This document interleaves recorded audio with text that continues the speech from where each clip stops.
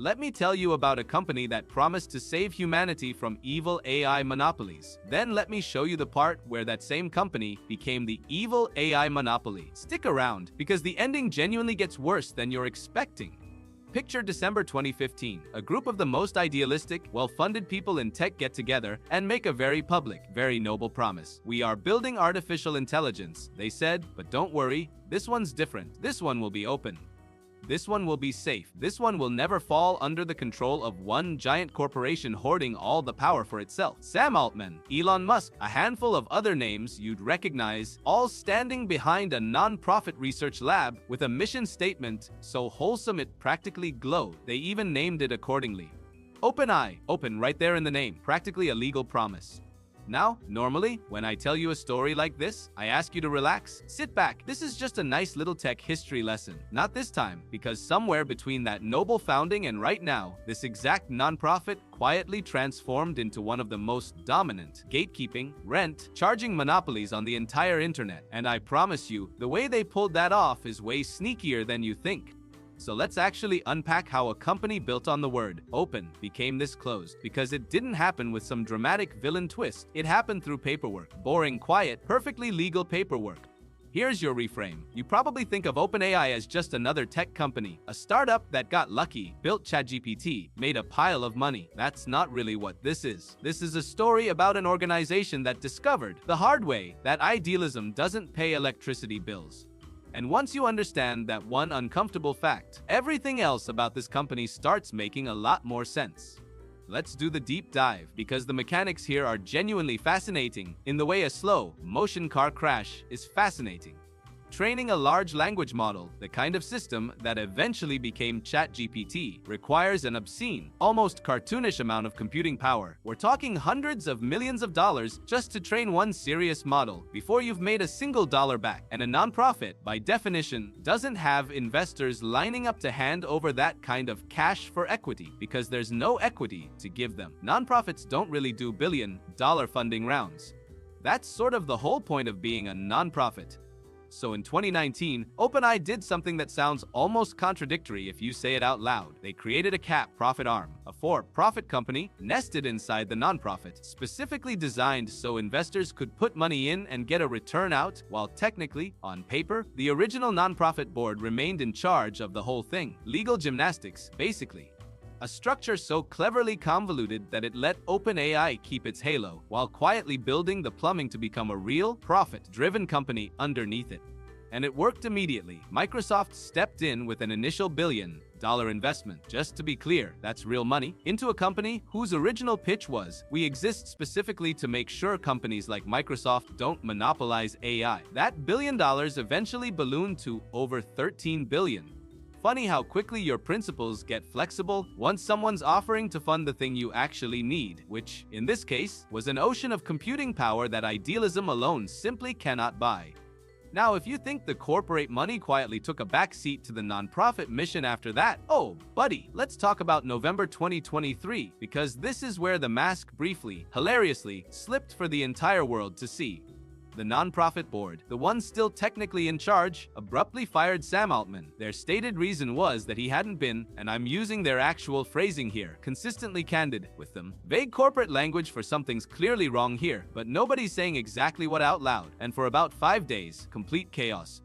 Microsoft, the company that had already sunk $13 billion into this supposedly independent nonprofit, got directly involved. Over 700 OpenAI employees signed a letter threatening to quit entirely en masse if Altman wasn't reinstated. 700 people ready to walk in den. And Altman came back. Of course he came back. The board that fired him didn't survive the ordeal. They got dissolved and quietly replaced. So let's just sit with what actually happened here for a second, because it's the whole point of this video. The one mechanism designed specifically to keep this company's mission in check. The nonprofit board tried to exercise its actual power exactly once and got steamrolled within 5 days by corporate money and employee leverage. That's not a safety guardrail. That's a decorative fence. It looks nice in the brochure. It stops absolutely nothing. So here's the counterintuitive twist, the part where you realize the whole open, nonprofit for humanity branding wasn't a mission statement. It was a growth strategy. Think about what launching as a benevolent, open nonprofit actually got them. Immense public goodwill. For starters, the kind money genuinely can't buy on its own. And more importantly, it let them recruit some of the smartest AI researchers on the planet, people who specifically wanted to build this technology for humanity's benefit, not for some ad company's quarterly earnings call. That idealistic branding was, frankly, one of the most effective recruiting tools in tech history. Why would a brilliant researcher take a lower salary at a scrappy nonprofit over a cushy job at Google? Because they believed the mission. That belief was the entire product being sold long before ChatGPT ever existed. And once that foundational technology actually got built, once the talent was locked in and the breakthroughs were achieved, the openness just evaporated. They stopped publishing their training methods, stopped being transparent about how the newer models actually work. The company that built its entire reputation on the word open became one of the most closed, proprietary operations in the entire industry. And today, thousands of smaller startups, honestly, an uncomfortable number of them, are functionally just thin wrappers sitting on top of OpenAI's API, paying rent, essentially, to access the underlying intelligence they don't own and can't replicate. That's not a research lab anymore. That's a landlord. Now let's talk about where all of that actually landed them, because the numbers here have gotten almost absurd. Back in 2019, when Microsoft first wrote that billion-dollar check, OpenAI wasn't worth anywhere close to what it is now. Even as recently as early 2024, the company was valued at somewhere around $86 billion, which already sounds enormous for an organization that started as a scrappy nonprofit lab. Cute number, in hindsight.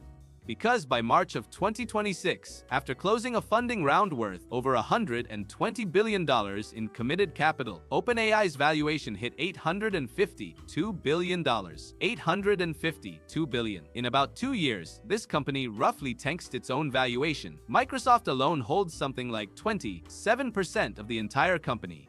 And at this point, OpenAI is reportedly preparing for a public stock listing, with Sam Altman apparently telling people that anything below $1 trillion valuation is, in his words, a non-starter. A non-starter. This is a company that 8 years ago existed specifically because trillion-dollar tech valuations concentrated in one company's hands were considered dangerous.